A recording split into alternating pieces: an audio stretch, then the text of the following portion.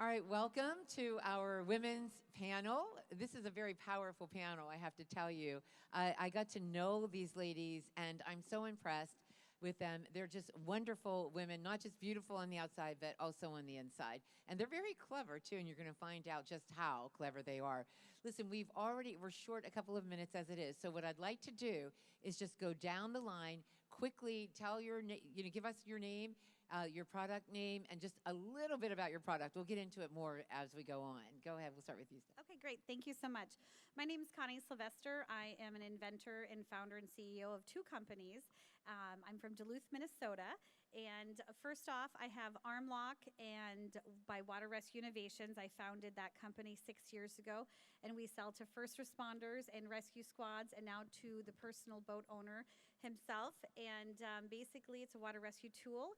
And I just announced on your show my Mommy Armor, and it's going to be on sale for Christmas. And yes, it's a hot button issue, and we'll talk about that. So thank you. That is a really exciting product. I'm so glad to see it. And thank you so much, Connie. And then Lynn, go ahead. Hi, everybody. It's great to be here. My name is Leigh, Valentine. You know, years ago, I went through a terrible divorce, ended up with nothing, sleeping on the floor, welfare. And the Lord just gave me an incredible idea for a non-surgical facelift kit. It's a product that I formulated, I invented. I've now sold over 40 million of the kits and over 50 million of these little bottles called Firmalift. This is my age-erasing miracle. And it comes from a plant extract, and it's really a miracle product. We're launching something new, Rose, that I think you'll be interested in. It's got stem cells and some hot new oils, so it's really, really amazing, and we're excited to be here. I've spent 14 years on QVC, and we're launching some new infomercials, and I love Mike Lindell and My Pillow. I'm going to do some things with mystore.com. So God bless everyone. It's great to be here. So nice to have you here, Leigh. Thank you. I'm Michele Nash-Hoff, and I have a little different story. I've been a manufacturer's rep for American manufacturers that do fabrication services for 34 years, and I saw what was happening to the manufacturing industry because it was being decimated and manufacturing was going to China, so I started writing about it. I first started writing blog articles and reports about manufacturing, and then I wrote a book, Can American Manufacturing Be Saved? Why We Should and How We Can, that came out in 2009. Did a second edition in 2012, and have written about 300 some blog articles in the last 10 years. And my latest book is Rebuild Manufacturing, the Key to American Prosperity, because we have saved it. I've been part of the Reshoring Initiative started by Harry Mosier. We have saved it, now we need to rebuild it. Very good. Thank you. Thank you for inviting me. Absolutely. My name is Barbara Creighton. My company is Sarati International. We are a private label skincare manufacturer. We're located in South Texas.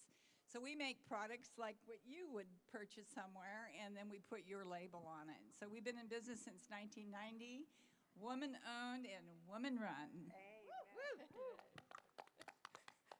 Hi, everyone. My name is Beverlee Dacey, and typical small business owner, I'm running in too many directions and I'm always late, so sorry. My company is called Amodex Products. We are located in Bridgeport, Connecticut. I am a second generation. My parents started the company, and we manufacture stain removal products. So our products are unique because our formula is a soap formula, and we are the manufacturer. We don't contract package. And it is a very multi-use type product. So it will, it's one of those products that you can use with a lot of assurance that your stain's going to come out, including Sharpie. And we're excited to be here, so thank you.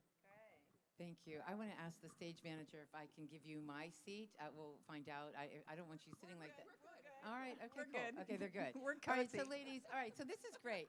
I love that we're talking to some wonderful ladies, very smart women, obviously hard-working women. I want to start back down here again this time. If you had a message for a woman out there who believes that she has an idea, or let's say that she's already started her business and it's just not taking off as quickly as she would like, and I'd like you all to weigh in on this. If you could impart some wisdom on that person, or one of those two people, what would you say to them? Well, I'm going to tell a quick story on how to continue. I was a high jumper, and my brothers would never lower the bar for me. Interesting. And I'm only 5'3", but I could high jump 5'7", and actually coached college track at the University of Minnesota Duluth for 5 years. And I would go to high jump practice with my older brothers, and they would never lower the bar. And I will tell you right now, you just keep on jumping higher and higher, and you never give up, because I didn't set the bar down here. So my advice to them is, do not set the bar here, set the bar here. You know, that's interesting because, Leigh, I was doing a television show about a week ago in D.C., and they told me that there's a new monopoly out that allows girls that are playing to have a handicap almost. They get to start with higher points. And I thought, that is the worst thing you can do to a woman. Am I right, ladies? I mean, go ahead, Leigh, and you can comment on that and also impart your wisdom, please. Well, I think it's important. We are in a man's world a lot of times, but I just think it's so important if you're out there and you've got an idea that you really, really fight to bring that idea to market and don't give up. Unfortunately, I partnered in the beginning, Rose, with some people that I wish I would have never partnered with, because they become the ones that can come back and attack you and steal a lot of things from you when you explode on the scene. So I went from 0 sales almost to, $10 million a month overnight. And so you want to make sure that whoever you partner with, you have the same values, the same vision, because they will steal from you. They will lie about the adjusted gross. I ended up having probably $6 million stolen from me. So I really encourage women in business, be smart, have a good lawyer, have a good accountant, and really follow your passion. When we went on QVC, it took me a while to catch on, because they kept saying, Leigh, tell me what your product does. And I could not say it in 30 seconds or 1 minute what my product really did, and that's so important. So finally, Rose, I got it down pat. I got it down to, I have formulated a firming facial and eye serum that's clinically proven to help reduce the appearance of lines and wrinkles. It will firm and tighten and tone and decrease the appearance of lines and wrinkles up to 57% in just 4 weeks. Hydration will increase by 100%, and your skin will just glow. And so operators are standing by. Call now. All right, thank you. You're I welcome. think that's good advice. I think that as women, we are by our very nature, very trusting, and we do want to support other women. We tend to jump right in sometimes, but when we're talking about business, there are some things that we have to be very aware of and very careful, and there's nothing wrong with that. I mean, this is your livelihood, this is your future, and it's your employees' future as well. So that was a great point. Thank you. Now, you come from a different perspective. Yes, but I've been a woman in a man's field for my whole career, because women just weren't selling what I sold when I started. I would go see buyers at companies, and they'd never been called on by a woman, because I started out selling castings, forgings, and extrusions, and other metal fab and machining that they'd never talked to a woman. I made sure that I knew what I was talking about. I thoroughly educated myself. I joined some engineering societies and learned about the processes, and went to visit all the companies I represented and learned how things were actually made so I could talk about it. But I've actually had the pleasure of working with a lot of startup companies, and I'm a director on the board of the San Diego Inventors Forum. And each year I give a presentation on how to select the right processes and sources for your new products and help people avoid going to China. Oh, that's interesting. Thank you. Very good. Barbara, what would you share, if you could share with young ladies out there, or even women who are just starting out in business? I think the biggest thing I can share is, don't believe all of the lies that are sold to the young people today. There is no glass ceiling. That glass ceiling was created by men to keep women down, as far as I'm concerned. I have never been held back, never felt gender inequality, never felt that I couldn't do and be whoever I wanted to be. I was the first woman hired on the West Coast to sell industrial chemicals. I didn't have a chemical engineer. I was the first woman hired in land development in an all-male office, because I had the enthusiasm and the confidence to go get it. So don't believe the lies that there's any ceiling. The ceiling is only created by you. That is so good. And you know, so many times when women are told that there's a glass ceiling, or when they have a Monopoly game where there's a handicap, if you will, for the female players, we are teaching our young women that they can't do anything they want to do, essentially. And that is so unfair. It is if that is feminism, then it is an epic fail, if you ask me. It really is. My father had 4 daughters, so he had to tell, he said, you can do anything you want to do, and he was right. He was absolutely right. Love it. Beverlee? I think there's 2 messages I'd like to give everybody that I've learned. And the first one I really learned the hard way, which is that when you run a company, every single day there's stress and there are problems. And you keep thinking, well, once I get past these problems, I'm going to find a balance and an equilibrium and everything's going to be better. And then you realize, no, the problems don't stop. They only get bigger and worse. And that you just learn that that is part of what you do when you run a company, is deal with issues. And it's actually, it's normal. And to just understand that, so that you're not wasting good, positive energy in a stressful way. You're using it to be positive and take your business and grow it in a positive way. The other second lesson I've learned, and something that I think is so important, particularly for small businesses there's only 5 of us in my company, is not to grow too fast. You go to trade shows and you see all these successful companies and you think, oh my God, what's wrong with me? Why aren't I one of them? And then you realize, wait a minute, there's only so much we can manage. And there's only so much we can do and do well. So you set your own goals, and goals that work for you, and don't think that in any way you're not being fair to yourself. Because the most important thing is to have stepping stones and be good at what you do and get there. And I'll give you an example. A couple of years ago, we were very lucky and we were picked up by Lowe's. And we made the decision that we're not going to Home Depot. That being in Lowe's was enough, and the most important thing now was to be a good partner with them and to grow well with them, and not to feel that we had to now be everywhere else. And so I pass that along to all of you, because I think there's a tendency sometimes to measure yourself against someone else. Don't. Set your own standards. That's well said. And we're going to start with Barbara now, and we'll come back to you, Beverlee, with this question.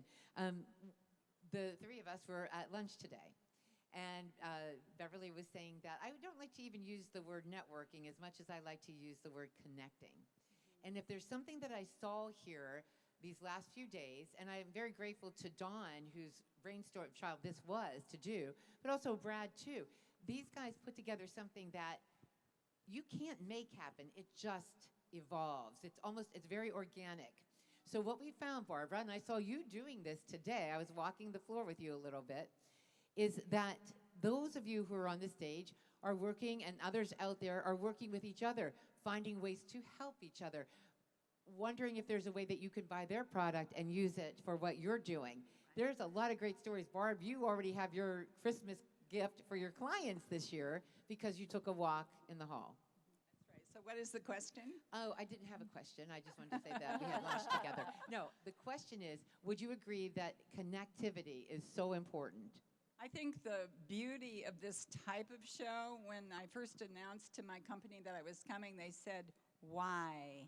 It's not a trade show for our industry. And I said, the why for me is the dream of the American dream. The why for me is to support this movement that we are Americans, we are men and women that care about this country, that want to restore confidence in the American economy and the American workplace. So I'm very grateful to be here, and I'll come back next year. Amen. Amen. Go ahead. Oh, I'm next? Yes. For me, this trade show is a dream come true that I've been working for. The idea of for 12 years, made in America. So I've walked the whole show. I've talked to so many people. I have so much, shall we say, fodder for future blog articles from the companies I've met, and helped. Met one guy that I led over to told about going to my store for his product and so forth. So connecting is actually what I've sort of done for a living, is connecting people to the right sources, helping startup companies connect to the right sources, connecting, people to investors. Those are the kinds of things that I've done in my career, and that's all it is. For my own company, all I have to offer is service. Service to my customers, service to the companies I represent. And I set my motto when I started my company as you achieve your goals by serving others. So that's what I do for a living. Thank you. Leigh? Rose, I just think it's such an honor to be here because every person that I've met here, there's such an excitement about being made in America, being loyal to this country. I'm just thrilled and honored to be here, and I think Don's done an incredible job for the first conference, the first event, madeinamerica.com, madeintheusa.com. So it's been great. All of my products are made in America. I used to mix them in my bathtub, and the next thing I know, I'm making them in a manufacturing place in Dallas, Texas. I try to buy as much as I can, and I just encourage you, let's stick together. Let's support each other's businesses. I got to read your blogs and know what you do. I've got to hear about this. So it's really, there's such you feel the heartbeat of everyone here to really, it's like God first, our country, our family, our products, our business, being a great patriot, supporting this nation. So there's such energy here, and I've just been thrilled and honored to be here, and I'm so grateful. And I'll be back next year. I really feel the energy. Good. Yeah, you can. And that's something, before we even get to you, if you don't mind, Connie, I want to just say a yes or no to this. You all have been to other trade shows. Right. Is there something unique? I mean, I'm sensing it, but I could be wrong. But are you sensing a camaraderie here that you've not experienced in other shows? Absolutely. This is more like a family. When I found out about this expo, I was actually here. I was at another expo in April, and I woke up to my hotel room, and this was playing on the TV. I said, oh my gosh, I found my people. And I'm so excited. I could walk down those halls, and every single one of those people know what it takes to make a product here. We could have hit the easy button and went and made it cheaper and less expensive, but I'm so proud to make all of my products here in the United States. Amen. It's a That's family. right. That's right. You know what? And I think that's a shared thing for everyone on the floor out there, and you feel it. And I think when you even say Made in America, there is something that you're thinking. You're thinking patriotism. You're thinking unity. And so you all have a shared experience because you have made that commitment. And it's palpable. I mean, you walk out there, and I can feel that from everyone. And I have to say, what a delightful group of people here today and yesterday. It's been wonderful. It really has. Beverlee, we need to get to you because you're the one who brought this up this afternoon. But when we talk about connectivity versus networking or whatever, but it is so very important. Well, what I've observed here is that the Made in America movement, or the label, has been emerging since there's been this resurgence in manufacturing coming back to the United States.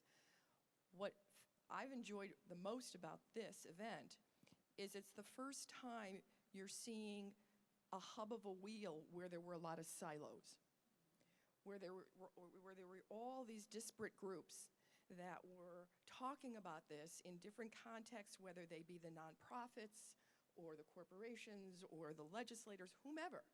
And all of a sudden now we're in this forum. This is not a trade show. This is a forum where the core mission is how we're all together working to contribute to rebuilding American manufacturing. And it is bringing together the disparate groups. And that is, I think, its greatest accomplishment, and bringing us all in a forum to have dialogue about it. We're all so busy with our businesses, we don't have the time. And it's awesome to have a couple of days where this is our focus.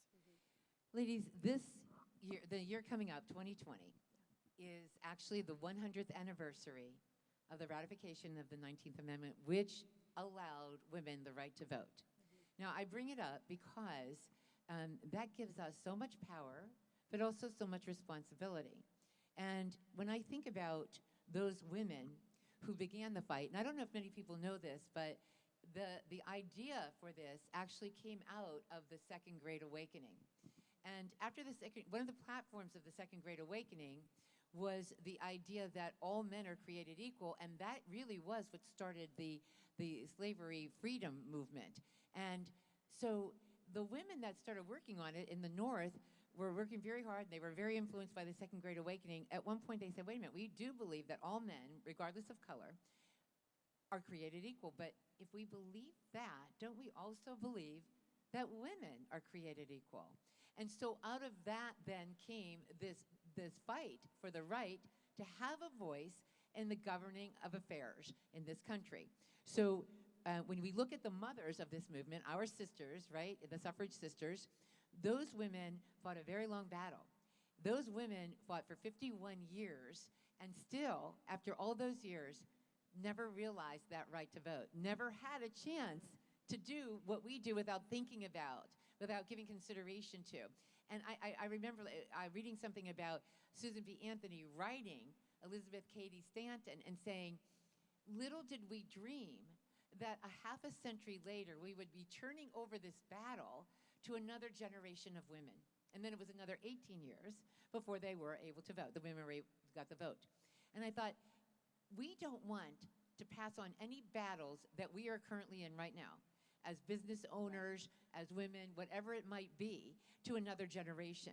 We have an opportunity, and this is not going to get political, but I need to say that we have a responsibility to vote, because if we want to have an environment that is friendly to business, that makes it easier to do business in terms of regulations and taxes, then as women, we not only need to make sure that our voice is heard in that way, but to make other women understand why that's so important to them. So let's talk about, let's start with, this time we'll start with you, sweetie.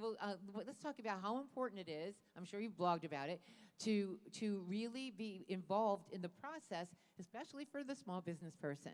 Oh, it is so important because, you know, most people don't realize how important manufacturing is to our economy. It's the foundation of the middle class. Between 1900 and 1999, the average daily wage went from $2.50 a day to $96 a day because of manufacturing jobs. We lose manufacturing and we lose the middle class, and we were losing it. We've had wage stagnation for 20 years. My children aren't as well off as I was.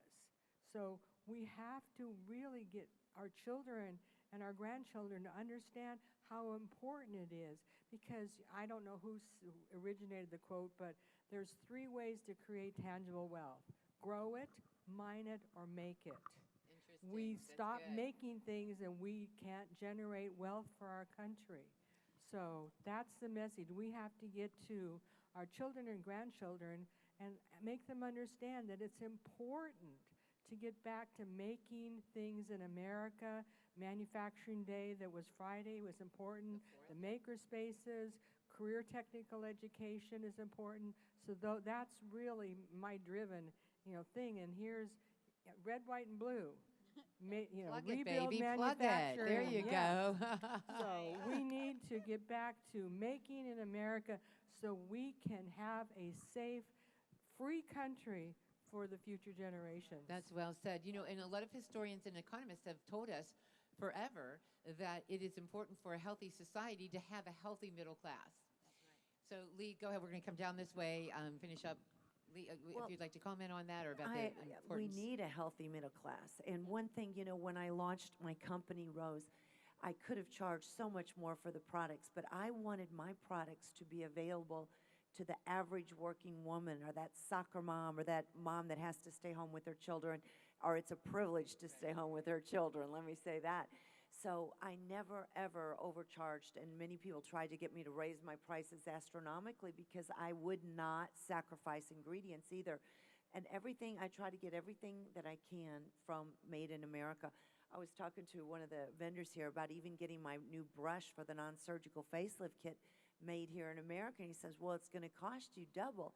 I said, I really don't care. If I can buy it from you and it's made in America, let's do it. And so I think that's important. And I want to just encourage, if I may, women that are watching, don't ever give up. Really surround yourself with good counsel. And really, like Rose was saying, be grateful we're in America, be grateful for who we even have in as our president right now, because he is making it so easy and applauding women in business and making it easy for us to be an entrepreneur.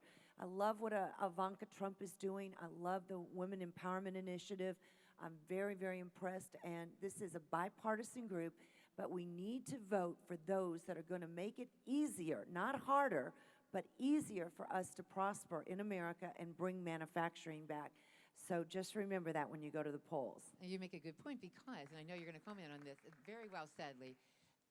We were told that America's best days were behind her. We were told that the most we could expect was 1 to 1.5% growth, right? Yes. Now we've proven that long. In 18 months, that was squashed. And yes, it's bipartisan, but listen, no matter who was president, if they were doing good by all of you on this panel and everyone out there in the hall, then I think it's worth talking about.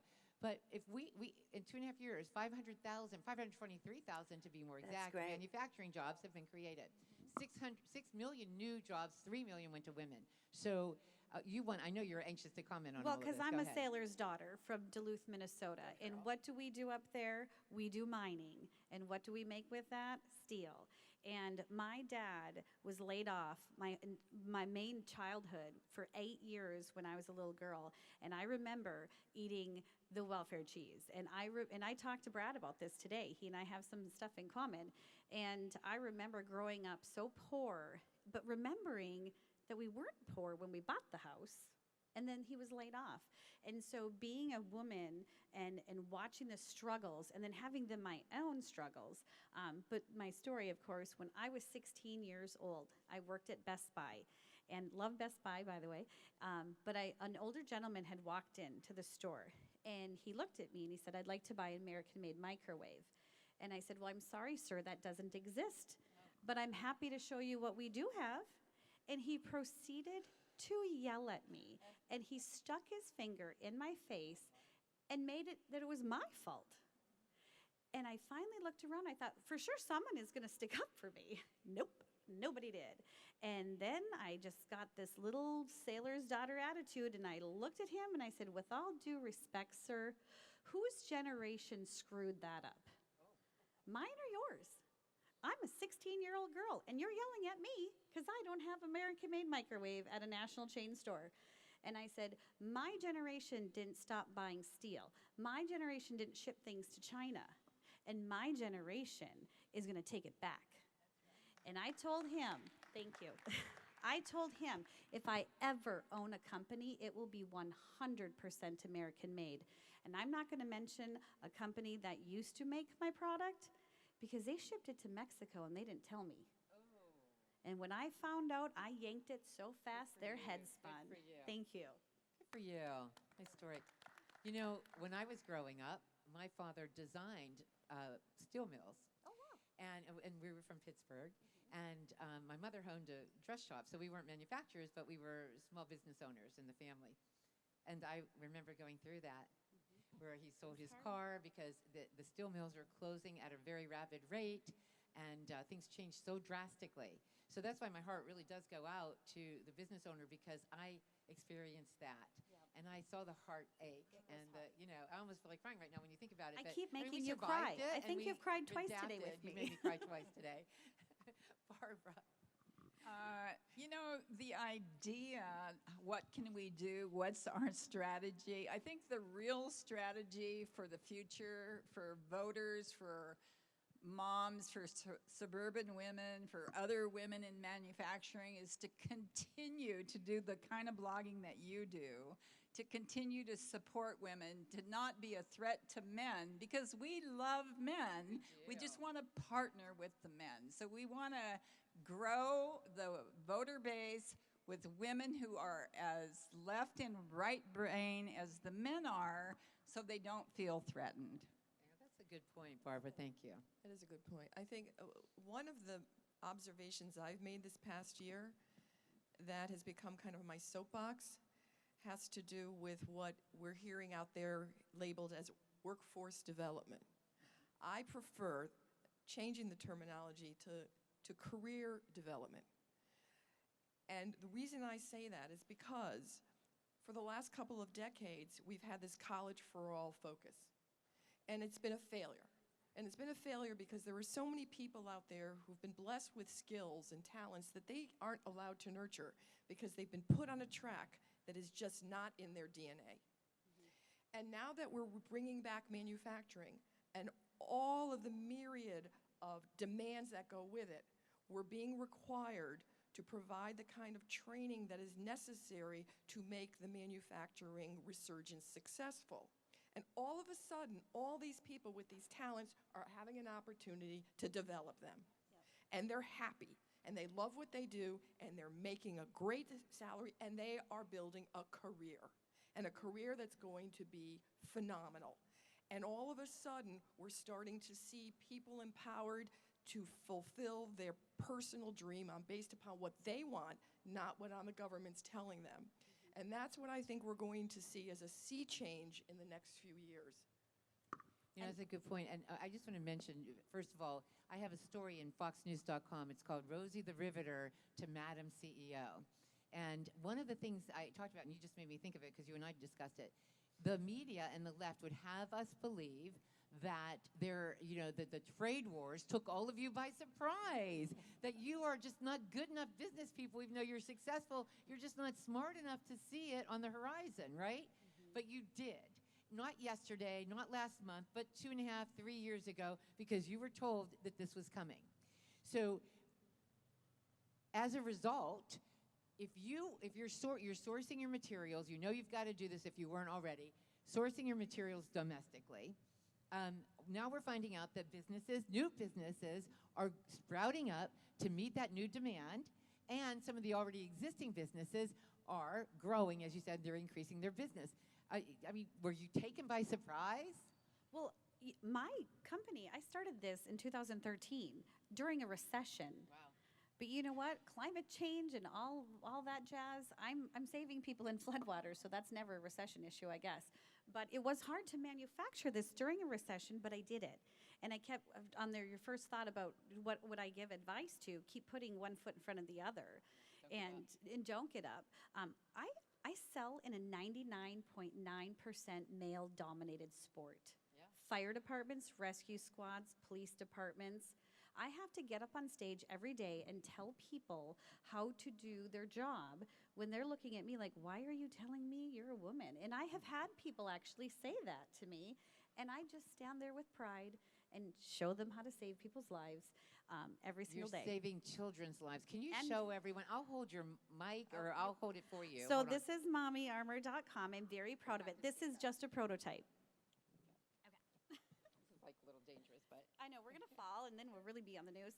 So, wonderful idea. I was coming anyway with my ARM-LOC and water rescue tool, but I decided, and I asked Dawn, I said, I'd like to premiere my new product, and if I can get it done in time. So we announced it yesterday on Fox TV, and I'll tell the very quick story. I'll hold it while I tell a quick story. So basically, last February 14th, 2018, I dropped my son off at school. I took a picture of him with a teddy bear and a dozen roses, and then I drove away. And 10 minutes later, I got a message on my phone saying there's a school shooting. And I just about died, my heart. And do not cry, you'll make me cry. I'm not looking at her.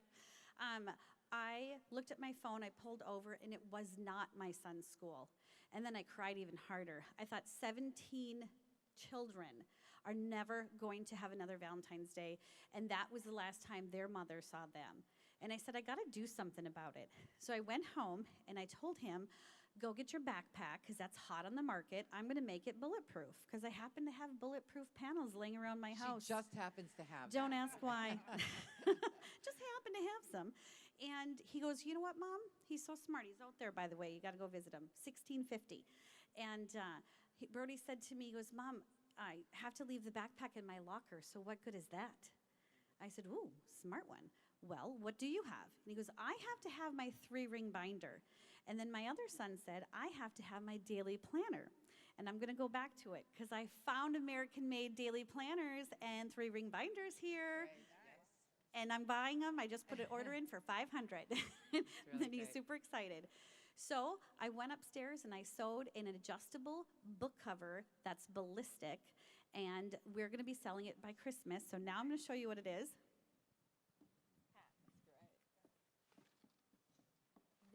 is Mommy Armor USA. Someone comes into your office, take it from kindergarten to college to the boardroom. I have threat level 3A ballistic panels covering, what, 80% of my body right now? And then it's a wearable because, and I got this number from a source, and I'm not going to source it yet, but 60% of all the kids are shot in the back. Well, guess what? And then you can hold on. You can hold on to it as well. So basically, and you can also take it off, use this for something else. It's going to be sold just like that, and then you can add on to it as your kid grows. So maybe I don't need my child to have 4 panels right now. She's only 5 or 4'11" or something. And you just add it on. So I found a problem, and I came up with a solution. I did the same thing with ARM-LOC. My friend died in the Bering Sea. He couldn't hold on to the rope. He was too cold. ARM-LOC goes on your arm. You pull the cord, and you cannot get it off your arm. We've saved people all over the country, and it's a wonderful, God wonderful bless you. thing. That's Thank a you. beautiful thing. It really is. Beautiful. All right, listen, so we've got about 3 minutes left for each panelist, and I would like you to share what's on your mind as we go around. Leigh, we'll start here again and just continue around. Leigh, if you don't mind. What's on our mind? Yeah, what's on your mind? Like, what would you like to share, as a business owner, as a woman? You can share that with me. Okay. I'll show you. Well, I think it's so important to really, I tell women as I speak around the world, actually, and men, of course, really, what is it that you love to do, and what is it that you want to do to help humanity? Because if you follow that, the money will follow. I'm telling you, the money will come. And I just, it's so funny, from the time I was like 10 years old, I was always playing in makeup. I was always trying to fix somebody's hair. And so, after my second divorce, I had lost my reputation. I'd lost my ministry. I had lost this. I lost that. But you've got to bounce back. You just can't lay down and quit. You can't lay down and commit suicide. You cannot die. You've got to bounce back. And so out of that place of having to support my little boy, no child support, nothing, I just kept saying, God, what do you want me to do? God, what do you want me to do? And I felt inspired to start this skincare company. And I can't believe how fast it exploded. The next thing I know is I kept saying I'm going to be #1 on QVC. And my brother and my mom said, just get a normal job. Why can't you just be normal? You're not going on QVC. You're not going on the Home Shopping Network. I had a lot of naysayers. And I just kept saying, I'm going on there, and I'm going to sell out, and I'm going to be #1. And, life and death is in the power of what you speak, and it will come to pass. And I'm around a lot of women, and it breaks my heart when they say to their children, we don't have money for that. We don't have money for that. We don't have money for that. Never once, even when we were totally broke, did I ever say to my son, we don't have money for that, because I serve a God that he always can supply every need. And I used to tell my son, you just ask Jesus for everything you need. And suddenly God turned our life around because I began to follow my heart, my passion. I began to pray and seek the Lord, and my company exploded. God gave me these formulas. I didn't know how I was going to sell it. I had a warehouse full. I went to a girls' meeting. There was all doctors and licensed estheticians there. And they said, well, who is she? She's not a doctor. But God gave me an idea. I pulled out of the crowd someone extremely wrinkled, a big smoker. She looked really bad, her skin. And I put my mask on half of her face. I said, you all go to lunch, come back. And that was a creative idea. And when they came back and they saw this half of her face, how transformed it was, how much tighter, firm, lifted. They gasped. And they were not throwing stones anymore. We sold I can't even begin to tell you how much we sold that day. And $40,000 in reorders. The next thing I knew, I was on QVC. And I just began to believe I was going to sell out. And that's what God can do. Really put your faith out there that God can use you, and that God can use your prosperity to bless multitudes, not just yourself. And that's what I've seen happen. And I'm really excited to know that I know I'm doing what I love. Well, I also want to advise people to never stop learning, because I went and got my certificate in Lean Six Sigma a couple years ago. You know, and I'm old enough to actually be retired, and I have no plans to retire. I plan to keep learning and writing and talking and speaking as long as I'm alive, because it's so much fun to help other people and to get people to actually, fulfill their dreams. Because when I write my blog articles, I always pray before I start writing so that God will inspire me to write in a way that's going to have real meaning to people. And I write in a way that people can understand. I write so I don't get into technical terms. I write so the average person can learn and understand what I'm writing about without having to have, a degree in manufacturing or a degree in engineering. So I write about things, and I like to tell stories. I like to tell stories about companies. So I have enough fodder for articles to write blog articles from this one trade show alone for probably the next year, because there's so many wonderful stories to tell. So that's what's exciting to me, is this is just, the tip. We can change our country. We can get back to really making things and having a good future for our children if we just get back to living the American dream and creating things in this country that we make here instead of overseas. Absolutely, yes. I think what's on my mind is helping people overcome this incredible divisive nature that we have in our community today. And how do I do that personally? I'll just speak of what I'm doing. I am extremely excited about sharing joy. Negativity, downers, people who are always sorrow or want to be victims, I just try to lift them up. Rose came down our aisle today, and I said, Rose, go talk to that lady over there. She's kind of depressed. So helping one another, lift one another up, and find how can you best have self-care so you have your internal joy, so the world can see who we really are. We are Americans, and we're proud to be an American, and we want to have our joy in a country that has given us amazing opportunity. Amen, Sister Beverlee. Yes. No, I applaud you because what you're doing is contagious. Yeah, she lives it. And we all need to we know that, to get a little bit of that in us. The other piece of little nugget that I like to pass along to everybody comes from something that became part of me in my previous career before I went into manufacturing. I was in education. I was an administrator, and I worked in development. And what I came to appreciate about the United States is how philanthropic we are. We are the most giving people on earth. And as you engage in your businesses and commerce, there's a tendency to always be thinking about profitability. You have to do this, do that, do that. And sometimes I think we lose sight of the fact that we're here on this earth for such a short period of time, and we have these amazing gifts we've been given by God to bring forward into the world, and tied to that is some nugget, some element of philanthropy.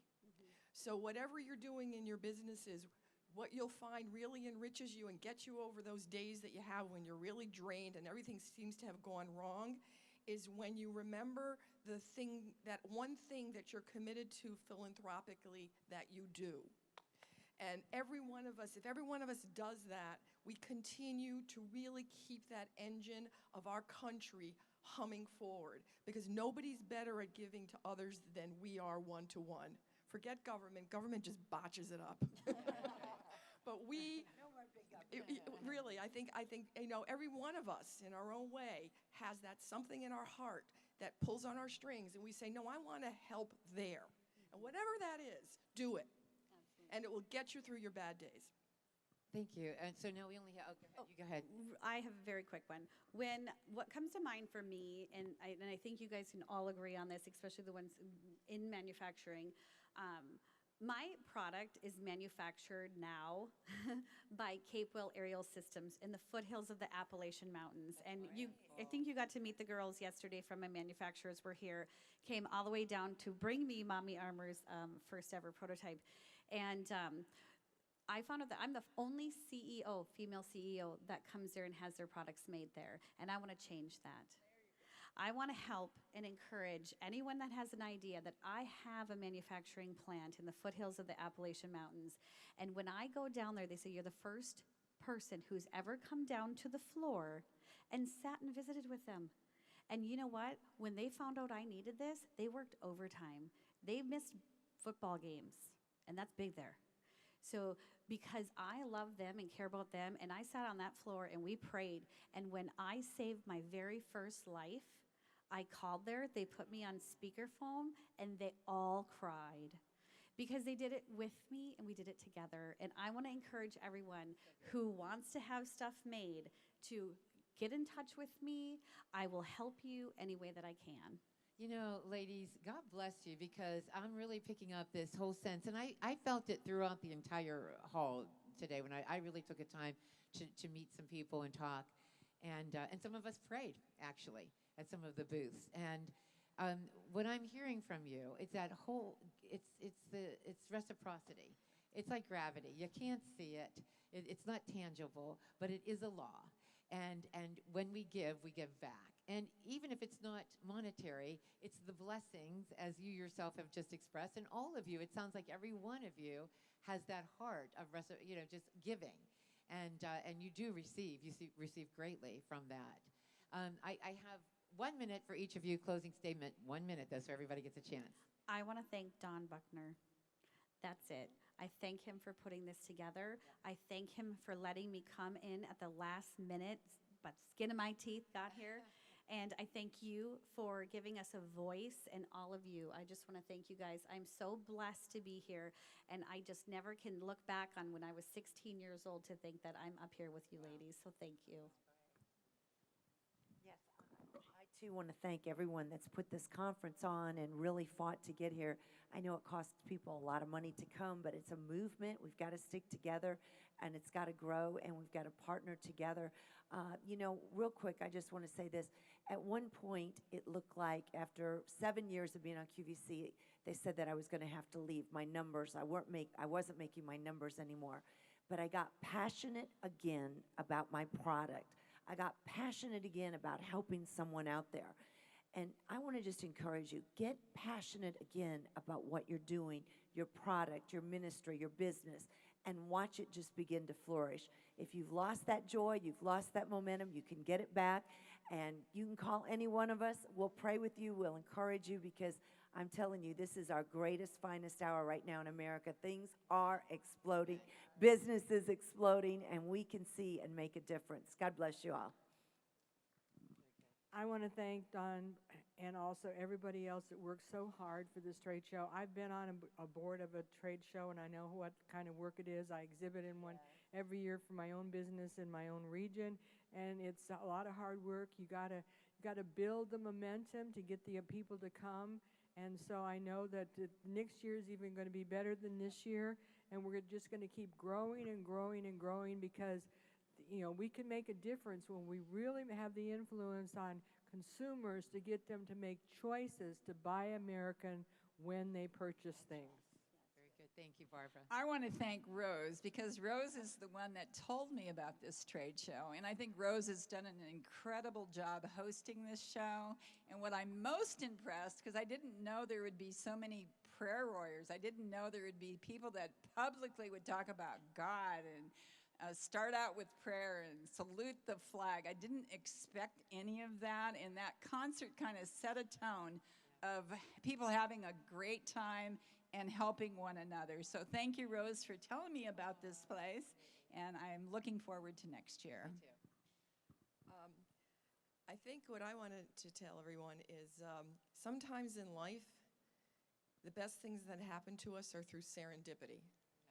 And I heard about this event when I was at another trade show, and then through sequence of events, got to know Rose, and all of a sudden, all these Lego blocks started getting connected, and you go, no, this isn't serendipity. There's something up there. There's some divine spirit that pushes these things along just when we need it. And America was at a crossroads, a very serious crossroads. And those of us who know our country, no one's fooling anybody. We all knew it. And here we are. And now we are all part of something really significant. And when we all leave here, we can't go back to our day-to-day and forget it. Now we've got to go back energized, excited, and start proselytizing a bit about what we saw and learned and get other people as excited as we are. And this is how we're going to support the country that our fathers and grandfathers fought so hard to save during World War II. Amen. Thank you. And that, I think, is at the Woo! core of what's Girl, driving our good. engine. Good. And I just want to say I really rocked this because I only went 8 seconds over. So how about that, okay? I love you ladies. I really do. Thank you all for coming to this. I appreciate it.